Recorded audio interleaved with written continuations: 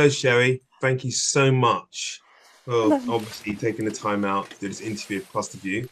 My name's Mark-Anthony Abel, and it's an absolute pleasure to have you here. Okay, and Thank you before you say so anything, much. no, it's an absolute pleasure. Before you say something, seriously, I got to thank Ollie Hall for making this possible. Because without Ollie Hall, I wouldn't be here, and you wouldn't be here.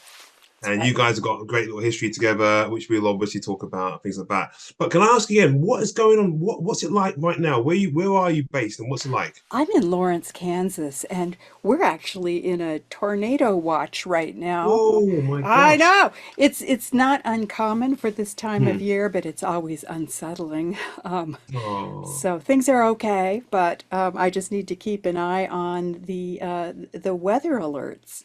oh no. So here we are enjoying a conversation about AUMI and the Yes. adaptive use musical instrument. Can I call it AUMI, or is there any other way to We describe it? call it all different ways. Some Hmm. people, any way you call it is fine. It stands for Adaptive Use Musical Instrument, but some people call it AUMI, some people call it OMI, AUMI. It's called all different ways. I think I call it OMI. I don't know why, but that's Okay. my way. But Your pronunciation of it, absolutely but fine. People obviously use acronyms as well, AUMI, things like that, I imagine. yes, yes. But obviously, before we go into it, I want to know a little bit more about yourself. So we know you live in Kansas, but can you tell me a bit about, because I know you're a professor. Tell us a bit about Yes. your credentials, your academic achievements, things like that. Yes, I'm a professor of American Studies at University of Kansas, and I've been here about 20 years. I Mm, was somebody who took the scenic route when I was going to university, so I was an undergraduate for mm. about 17 years at San Francisco State, and then Wow, yeah, and then I met a professor. I just didn't major in anything. I just took amazing. courses I Mm, liked. And mm, I was working as a secretary, and I didn't think I had time to do a degree, so I didn't try. I just took mm, courses. And then I took a class from Angela Davis, who was teaching in the Women's Studies department there. And she was writing about music at that time in a way that was so exciting to me and opened a world for me. She ended up being an amazing mentor, and I ended up following her to University of Santa mm, Cruz in California to the History of Consciousness program, where I was able to complete my PhD with her. Um, mm. You talk about conscious history of consciousness. I mean, yes, that history sounds of, quite. Yeah, oh, that's quite. I mean, obviously, it sounds fascinating. All of this stuff, consciousness. What kind of things did you study, and was it an exciting thing to have done? it was very exciting. It was Mhm, going to graduate school was the furthest thing from my mind, mhm, and this just was a route that opened up for me. But History of mhm, Consciousness still exists. It's an interdisciplinary program, kind of a one of a kind program, where consciousness, I think it probably means different things to different people who come into the program. But there are a lot of philosophers and a lot of people who are interested in social mhm, consciousness and social justice. There are people doing science, like science and technology studies, doing theories of race and ethnicity and gender mhm, and queer theory, mhm, and a lot of activists, people doing indigenous studies. mhm. It was a very, very lively and inspiring group of people, and I feel so lucky. I just loved my time there. I can imagine. I can actually imagine. But I will say though, a little bit daunted by it in some regards. I imagine everybody right now listening is thinking this is going to be a very complicated, explanation about the Yumi. I'm asking, can you do the most simplified layman term if possible? Yes, yes, I can. Yes, yes, it is. Okay, so basically, yeah. So the adaptive use musical instrument. Can you just tell us a little bit about it? You know, what's Yes, it's used for, and what does adaptive mean, and thereabouts? absolutely. Hmm, It was an instrument developed with the goal, hmm. with the very ambitious goal of adapting to every living body. So Pauline Wow. Oliveros is the Mhm, person mhm, whose project this was. Pauline was a great musician, composer, humanitarian, improviser, who who was open to all kinds of projects. And this need was brought to her by an occupational therapist and drummer named Leif Miller. And Leif had a drum circle at a school for children and young adults with severe disabilities. And Leif wanted something, a kind of instrument, a maybe technology instrument, where that would make it possible for everybody in the room to be able to play music autonomously. Because what they were doing was, and this is fairly common in, say, music therapy and stuff, is somebody didn't have autonomous movement of a hand. They'd maybe tape, put a stick and hold it and do hand over hand, and the person would have the experience of hitting a drum, but it wouldn't be autonomous. And so Leif went to Pauline, and so Pauline put together a team, and the project was, let's find an instrument that will work at this school, and let's make it free of charge. And let's, at the same time we make it available to the school, let's make it available to the world, because she was always connecting the local and the global. So that's what happened. And I was fortunate to find myself on that team, and worked with Pauline on this for nearly 10 years, mostly over Skype, through a project, Canadian. I want to really say Canada has funded some wonderful things. This was a big grant in Canada called Improvisation, Community, and Social Practice. And it was about how to take the skills that creative improvisers develop, how to take those and make better community practices, apply it to law and pedagogy and social justice and all kinds of things. Beautiful project. So, so when you mentioned Pauline Olivieras, you're talking about the late Pauline Olivieras. Yes, yes, So yeah. did she get to see out her project? Did you see her project actually Oh, in fruition? she did. Yes, she did. Um, she's just such an interesting person, and there's a beautiful film about her that's making the rounds right Oh, now. If you get a incredible. chance to see the film about Pauline Oliveros, it's just Mm, beautiful. mm, And there's also there's a book that I love by Martha Marcus, called Sounding Out, about Pauline Oliveros. But she mm, was the kind of leader where she was a collaborative leader. So if she had a project, she would bring people into the project who seemingly had nothing in common, therefore myself. okay. Mm, Basically, I came in, I was a jazz historian. I didn't mm, write about, uh, I didn't have any connection with disability community, and mm, I was not a technologist. They didn't know anything about mm, technology, and I was not a musician. So I'm like, what am I doing here? But everybody, some people knew why they were there, but a lot mm. of us didn't. And Wow. when she passed, we were so invested in the project. We've continued meeting. We've Mm, continued. She mm, passed in 2016, so it's been wow. quite. We've. Oh, She was part. We. condolences. Mm, Yeah, mm, yeah. So we've really have mm, continued working on it. But she saw it because she put it out in the world free of charge, mm, the minute there was a working a working version. So there was a prototype that was used in the school, and then there was a working version. She immediately made it accessible to, and got tried to get the word out for people to download it.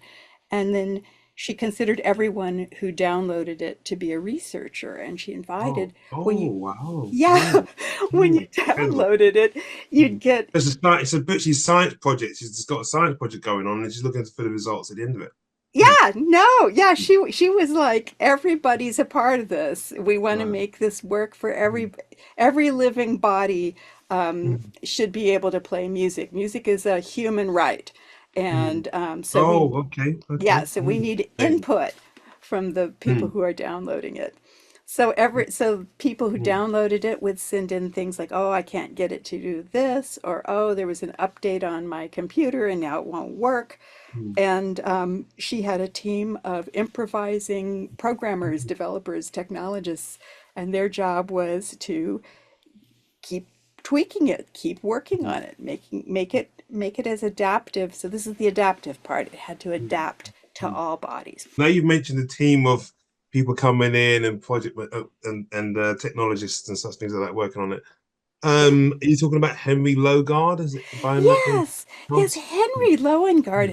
has been Yes, very, Loengard. Apologies. yeah, he's been very important to this project. Mm. He's been writing apps. Let me see if I can quote him correctly. I think he says, I've been writing apps since the publicly available internet or something like that. Made a lot of musical instruments. He's an artist. He's a very creative person. And Humanitarian is a fantastic. Obviously, like all of you, yes, you're all and incredible humanitarian. individuals. Mm. He was a Fabulous. very Mm. he was a very close friend of Pauline's, and she brought him in at a certain point because we had Almy was working on PCs and Mm. Macs, but she wanted it to work on iPads and iPhones and things. So Henry had developed some instruments on iOS, so she brought him in to do that. And I think that he got the iOS up and running around, I don't know, maybe 2011. Mm. So she was able to enjoy that too. Um, I think that probably the quickest way I could explain Naomi is maybe to Yeah, demonstrate. absolutely. Should I do a Please little? do. Okay, I'll Yeah, do a please little do. Mm. demo. Mm. So Thank you. this is your ordinary iPad. It's just I just have it stuck in place here so that I can show you how it works. So I don't know how well this you can see I this, can see but it quite clearly. you can? Yeah. Excellent. Mm. Okay. So I have it on silent right now. I'm going to put it on resume.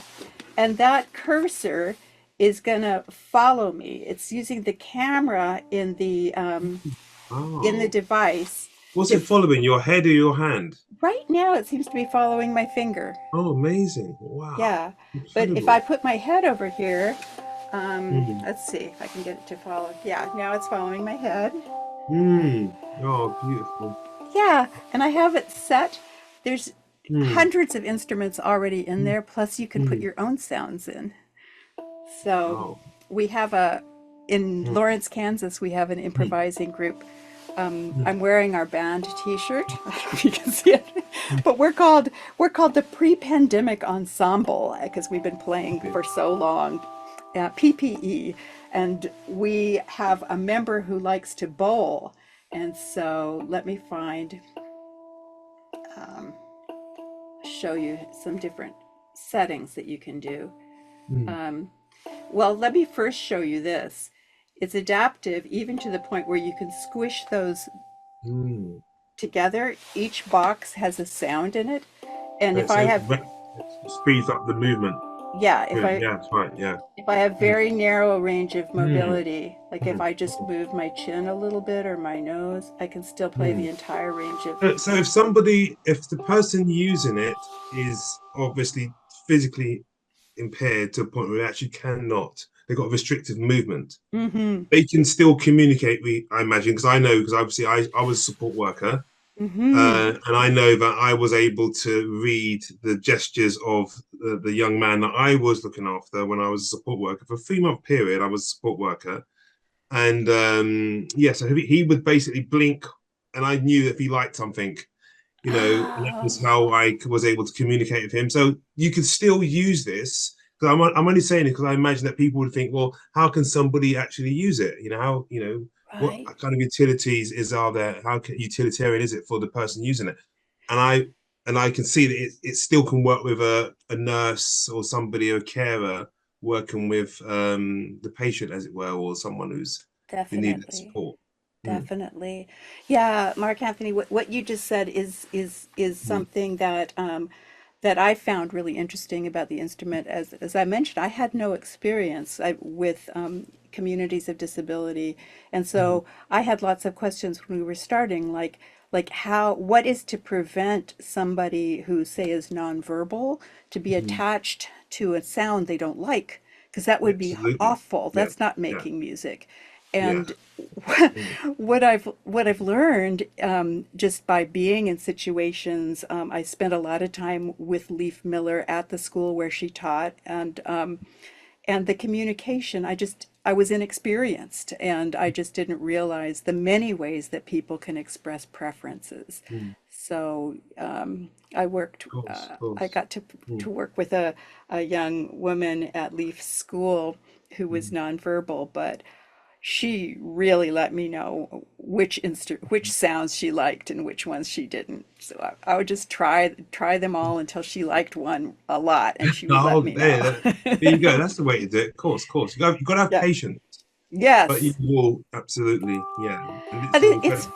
Mm, fun. It's mm, like mm, I felt like we got to know each other through that mm. process too, a little bit in ways that, if I was just like, "How are you? I am fine." That wasn't possible in Of that course. way, but Mm. we could certainly Music. communicate. Mm. Yeah, and with music. Yeah, it's liberating, absolutely liberating. There's nothing, as a Yeah. musician myself, I understand how liberating music is. Oh, Uh, yes. yeah, Yes. and being able to convey your feelings for it and whatever it may be. Because again, you can create. Can they compose with this instrument? Can they compose? Yes. So, Yes. and they can tell. Obviously, again, like if they were angry, they could Hmm. probably use sounds that convey their emotion. Yes. Mm, Yes. We've made pieces for mm, particular occasions in my own group. mm, So, for example, somebody's dog died and they were mm, sad. mm. So we decided, let's make a piece for the dog. And so we named it Oh, after the dog. We recorded mm, it. And the person mm, who lost his dog kind of directed it in some sense, what kinds of mm. sounds he thought would be good and stuff. So it's Oh, really wonderful for expressing care mm. and I can see that. I yeah, can see that. And can yeah, I just ask? Obviously, is this a device? I think you said it was an iPad. Is it an app or is yes, it a device? yes, it's an app. So this is Oh, amazing. downloaded onto an iPad. It's Mm, free of mm, charge, mm. Oh, wow. and Mm, anybody can download it. It's at mm, mm, aumiapp.com, mm, AUMI mm, dot com, and you can download it and mm. start Brilliant. playing with it right away. And This, sorry, and are yeah, you going to share some more, or can I just ask you yeah. another question? So, Either way, yeah, Henry Lowengard, he had plans, obviously, or he has plans to develop this and to be able to be more accessible by using the browser. Is that correct? yes, that is correct. Mm, Yes, that is our current direction right now is moving toward a browser-based version.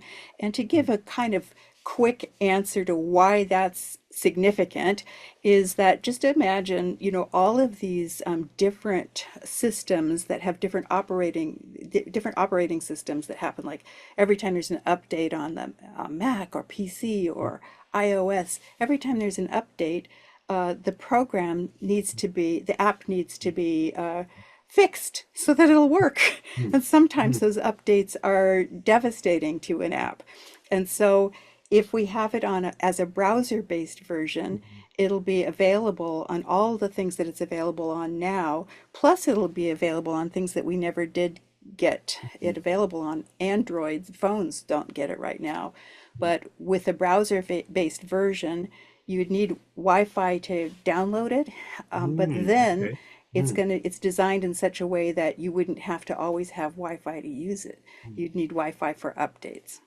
Brilliant. But Brilliant. yeah, that's the next direction. Very exciting. We'll make it more accessible and also more sustainable in terms of, being able to have a developer who can make it continue to work. Fabulous. I want Yeah. to say one thing. Basically, to everyone out there who doesn't really understand just how incredible this instrument is. I mean, there was a study. I mean, I was doing a master's in criminology a long time ago, and we were talking about, or we were learning about the synaptic degradation in young kids who don't have any activity. So, without having any very very limited synaptic activity in young kids creates like a cognitive deterioration. So the more people use this instrument, what they're actually doing is they're developing their cognitive skills again. So he's saying it's like repairing certain pathways in the brain. Yes, Mm, that is beautiful. That is beautiful. Um, there are so many benefits. mm, mm, I think one of the benefits I've really appreciated is just that because we have monthly jam sessions at our public library. mm, mm, Public library is kind of a, for us, is like a center, you know, that people mm, use in a lot of different ways. But because that's happening once a month, there's an event mm. where people of all abilities can come together and they don't need to call in advance and say, oh, I'm going to need this or I'm going to need that. It's accessible. Mm, And it's also a place where people like, such as myself, who had limited experience socializing with people with disabilities. And that comes from the history of segregation, school segregation. There's still mm. so much segregation of people with disabilities Yeah, of in course. most societies. So, Mm, so they have a community event that is just that you can go and just expect it to be mixed ability and you know, mm. nobody's going to ask what's your disability or what are you sick, or nobody's going to ask questions like that. You know, it's Yeah. just going to Mm, be disclosure isn't necessary, although sometimes people do talk about disability. It's a place for mixed ability sociality, which is mm. sorely lacking in so many of our communities.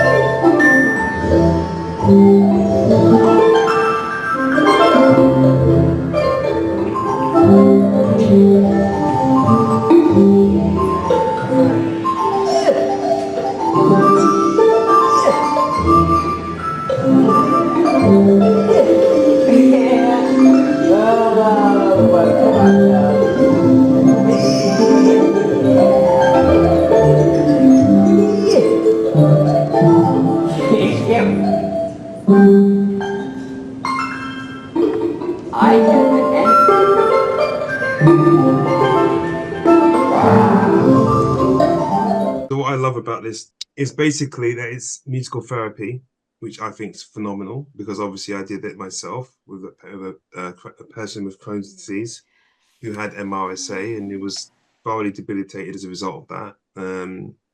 And so I know that how amazing when I play guitar to him, how his eyes would light up, and how I was able to communicate with him because he didn't like having a male nurse, Mm.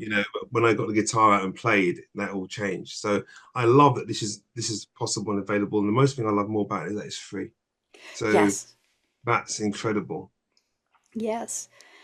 One Brilliant. of the people that I've gotten to know through this project is a music therapist in Santiago, Chile, and he plays guitar, but Mm. he plays duets with his patients. He works with spinal Oh, cord injury patients, mm, and so the he'll bring the patient the iPad with AUMI on mm, it and some mm, sounds. They pick out some sounds and then they play duets together. And he can set it up so that the, say, exercises that the person is supposed to be doing are mm. more fun and less depressing and less repetitive because you're playing music while you're doing them. Brilliant. Absolutely fantastic. Good. So we were talking about that it's free. Yeah, it's free. So when Pauline Mm, worked with the developers, this is the thing, is like it has to adapt to everybody. You have to be mm, improvisers. I mean, developers don't really like to be talked to like that all the time. So she mm, had to find very, particular people who had the skills to do mm. it. So it's like it has to adapt. The users are researchers, and anything the users want, we're going to take seriously and try to get it to do it. And it has to be free, and it has to work on Amazing. old machines as well as new machines. Wow, that's So, incredible. That's yeah. incredible. Because you know what? I was talking about in my mind thinking about funding, how you're going to get funding for it to get it out, worldwide recognition for the product.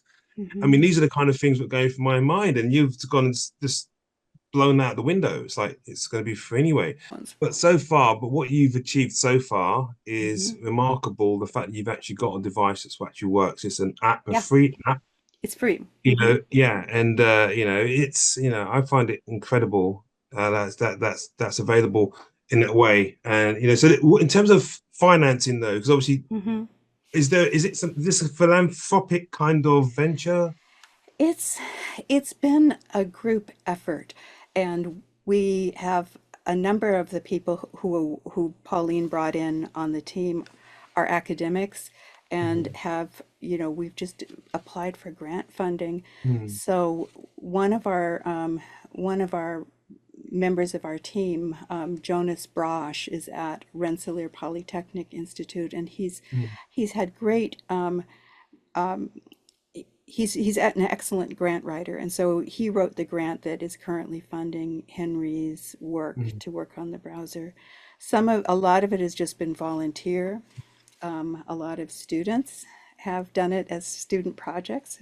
It was Mhm. the prototype was developed by an undergraduate computer science major who worked with Pauline on it. She said, we need something that does this, and he came up with the first prototype.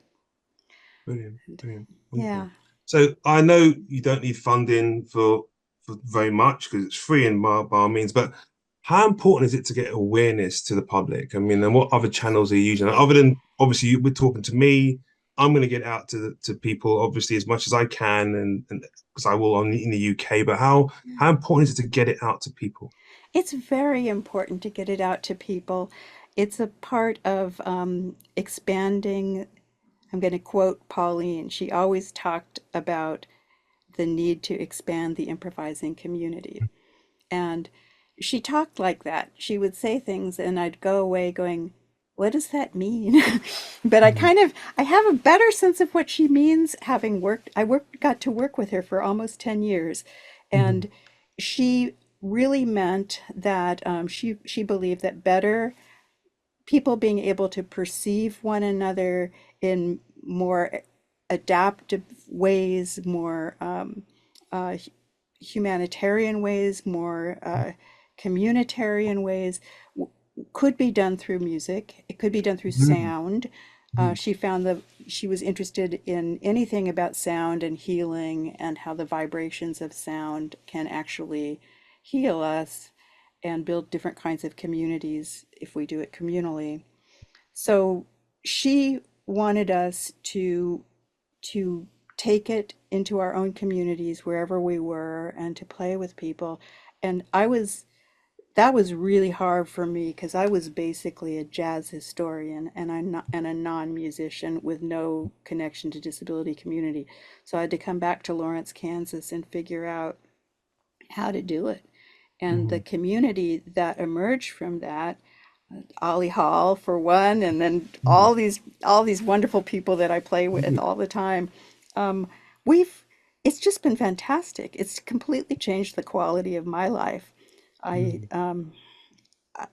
I just there's something about we do these jam sessions in the libraries, and they're advertised as all abilities, all ages, no experience necessary. Come and play some music. And the people who are attracted to that idea and who come have been just wonderful. And I think that playing together in that way, where you don't even know who's going to come to the jam session. So whoever shows up, that's the community, and whatever Mhm. we make responds to all of us. Mhm. And then to have that music and listen to it, it is valuable, and I do think I understand at least a Mhm. part of what Pauline was talking about when she said that. Brilliant. So, a question. This is a personal question. Yes. Basically, as somebody who understands the joys of working in the community, can you perhaps for somebody who doesn't have that Yeah. enjoyment, doesn't know what that feels like, could you just maybe describe to them how important it is to have a community connection? Yes, it's something I didn't have before this project, and I was very skeptical about it. I felt like, well, I know the people I work with, I know my partner, I know my Mhm. family members, but I really didn't have I didn't have a sense of community. And Mm, so what it's meant for me is it's meant it's meant sharing more of myself mm. and also learning about parts of people that I wouldn't otherwise get to know. It's That's been a right. Mm, deeper mm, connection, to know more about how what people's lives are like and what we care mm, about. That isn't about work, mm, isn't about even completing a task. It's just what happens when we get together. The intimacy of music that music can facilitate. We mm, did a we did this wonderful performance where we brought in a very skilled community improviser from Canada, Jesse Stewart, who's also part of the book, and he's done wonderful things with AUMI.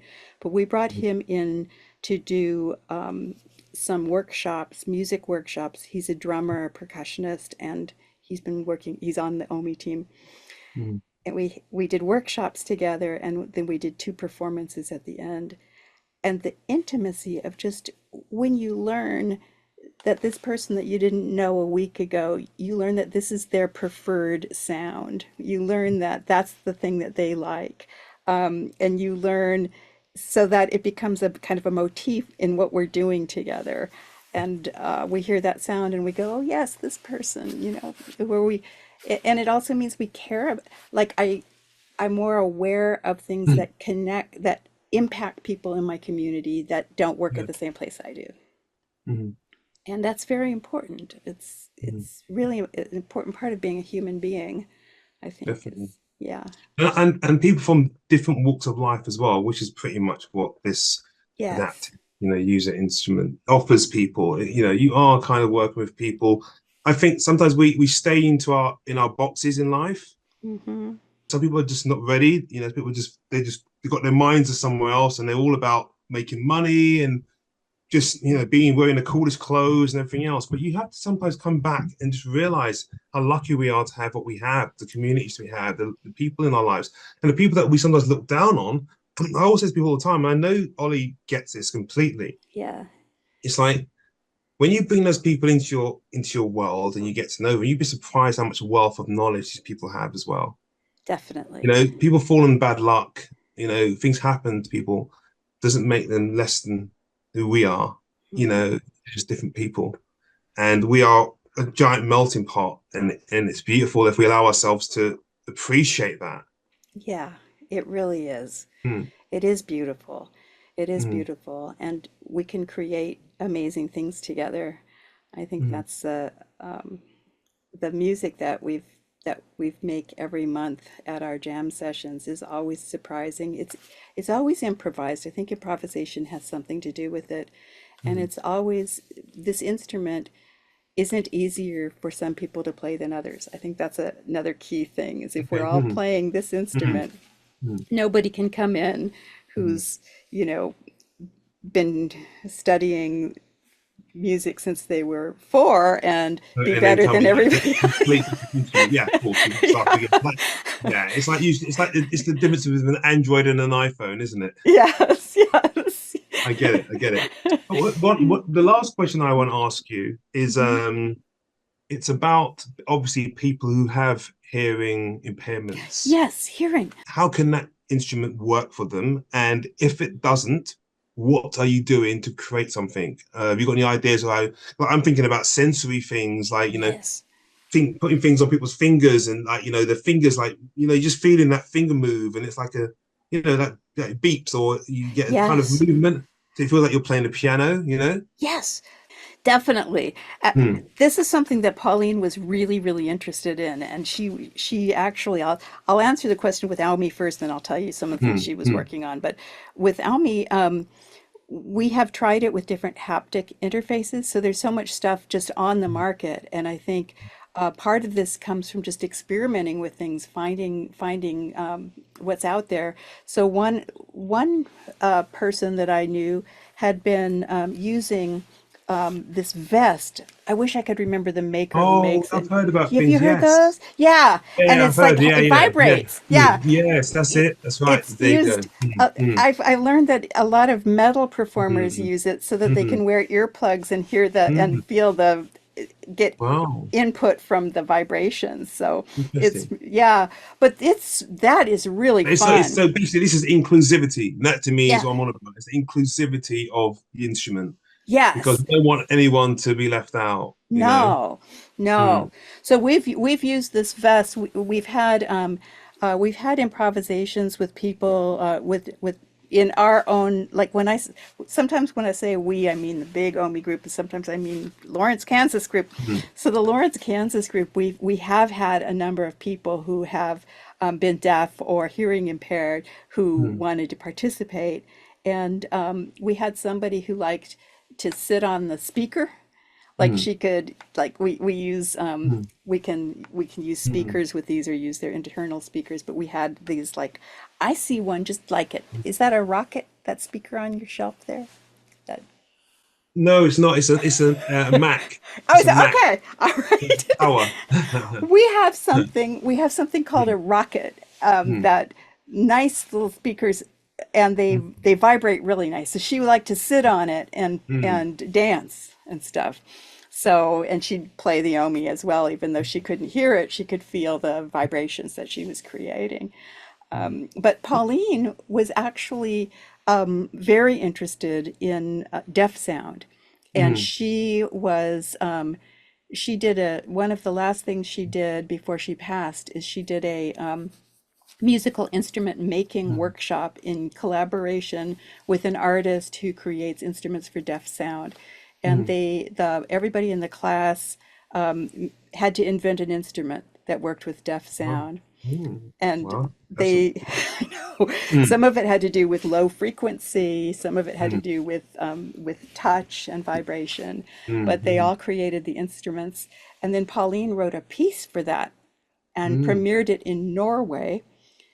This is just how far out mm, she is. She did a mm, deep mm, listening workshop because she had this philosophy about deep listening. She did these incredible mm, trainings, but mm, she did a deep listening workshop in Norway for deaf and hearing mm, impaired people mm. to explore deaf sound.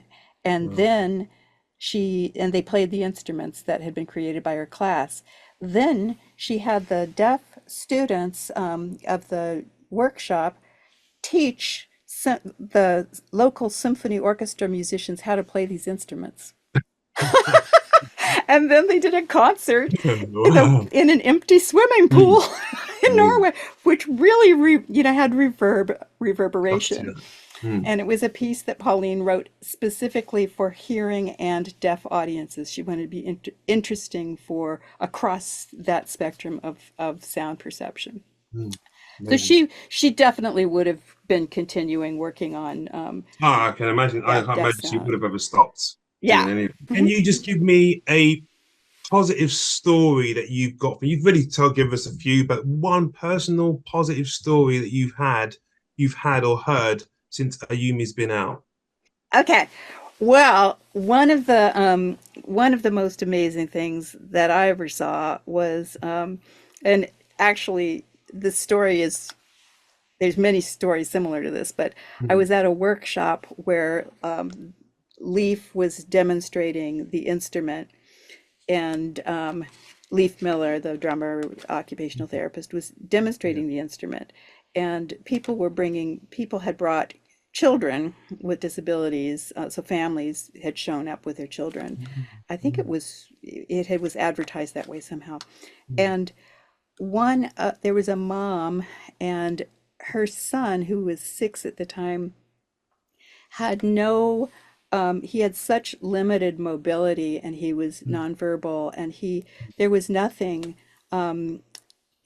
the idea of playing music was just not a possibility, and mm, she brought him and he went in front of the instrument and he he was moving a little bit, and then there was this click at this moment where you could mm, see him realize that mm, he was creating the sound.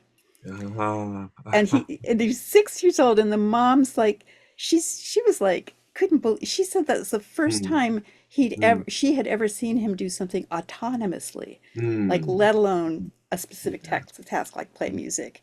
And so amazing. that was amazing. And when we sent out the call for chapters, uh, we sent out when we wanted to do the book. Pauline wanted to just see if we could get stories from people, and maybe if it was going to be a book, people would send things. So we got a story from that mom, and she continued playing Omi with her Oh, son. It was thank wonderful. you. Yeah. Thank you so much for sharing that with us. And thank you, Sherrie Tucker. And it's an absolute pleasure. And I want to thank Ollie Hall for introducing me to you and to Yes. AUMI, Adaptive Use Musical Instrument. Thank you so much for your time. Absolute pleasure Thank you. from the UK and from Clusterview. Thank you. Thank you, Mark Anthony. It's been such a pleasure. Thank you very much.